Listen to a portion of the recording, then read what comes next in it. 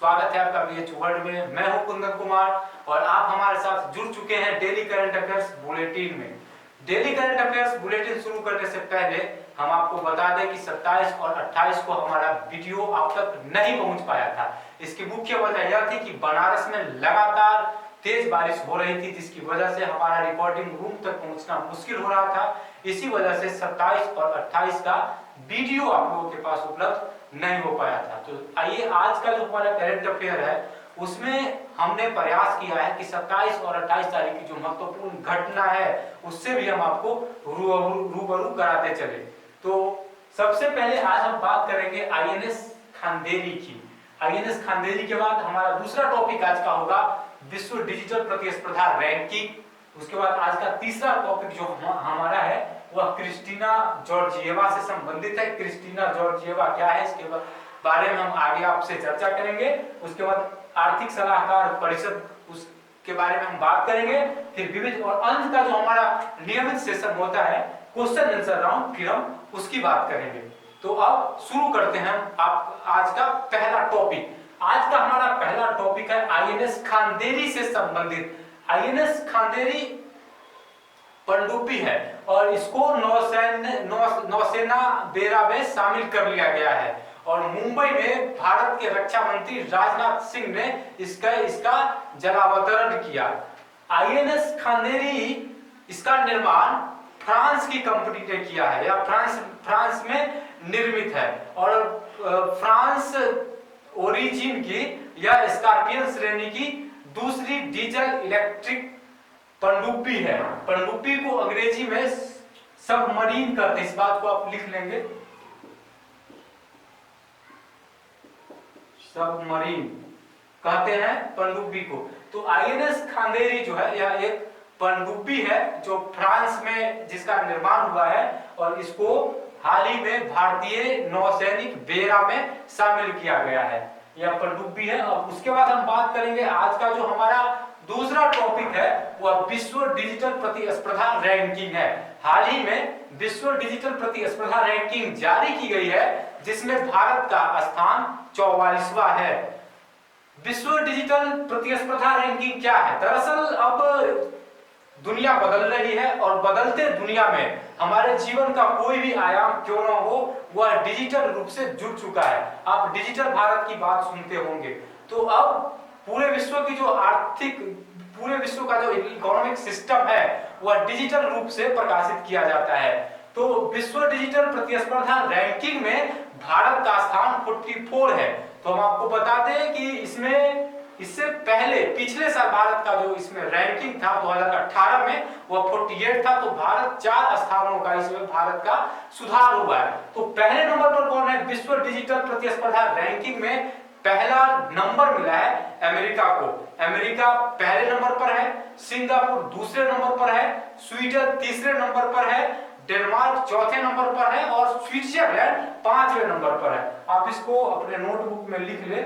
आपसे किसी परीक्षा में पूछा जा सकता है कि विश्व डिजिटल प्रतिस्पर्धा रैंकिंग में पहला स्थान किस देश का है? तो पहला स्थान है अमेरिका का। दूसरा स्थान हम अभी आपको बताएं, दूसरा स्थान हमारा सिंगापुर का है और तीसरा स्थान स्वीडन का है। तीसरा स्थान स्वीडन का है। चौथा स्थान डेनमार्क का है। चौथा स्थान के लिए आप डेनमार्क लिख लेंगे और 5वें नंबर पर इसमें रखा गया है स्विट्जरलैंड को।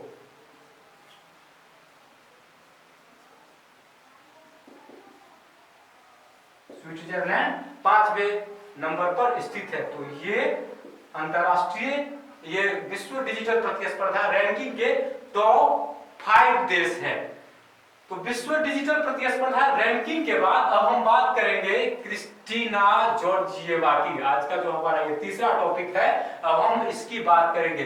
क्रिस्टीना जॉर्जिएवा, इनको आईएमएफ का नया प्रबंध निदेशक नियुक्त किया गया है और 1 अक्टूबर 2019 से यह अपने पद पर काबिज हो जाएगी। अंतरराष्ट्रीय मुद्रा कोष यानी कि इंटरनेशनल मॉनेटरी फंड, तो इसकी नई कार्यकारी अध्यक्ष कहिए या फिर प्रबंध निदेशक कहिए, ये नियुक्त किया गया है क्रिस्टीना जॉर्जिएवा को। तो इससे पहले कौन थे? तो आपको परीक्षा में पूछा जा सकता है कि हाल ही में किसको IMF का प्रबंध निदेशक नियुक्त किया गया है? तो हाल ही में क्रिस्टीना जॉर्जिएवा को IMF का प्रबंध निदेशक नियुक्त किया गया है, अंतर्राष्ट्रीय मुद्रा कोष का प्रबंध निदेशक नियुक्त किया गया है। और इससे पहले इस पद पर कौन थे? तो इससे पहले क्रिस्टीन लागार्ड,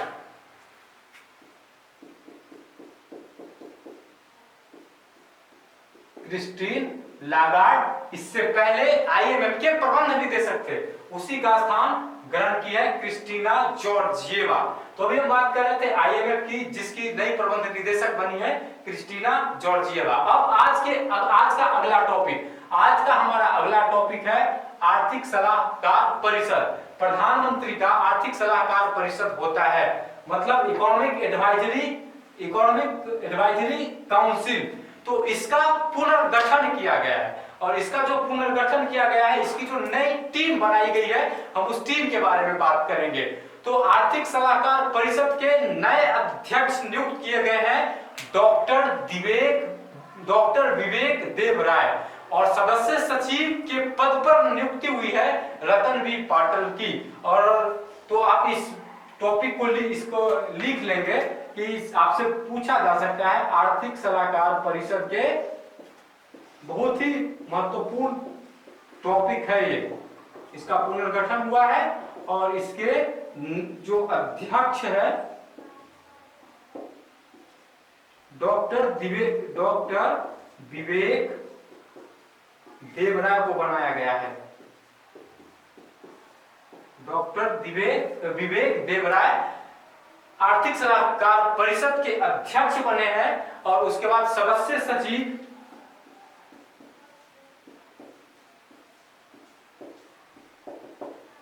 सचिव बने हैं रतन बी पाटिल।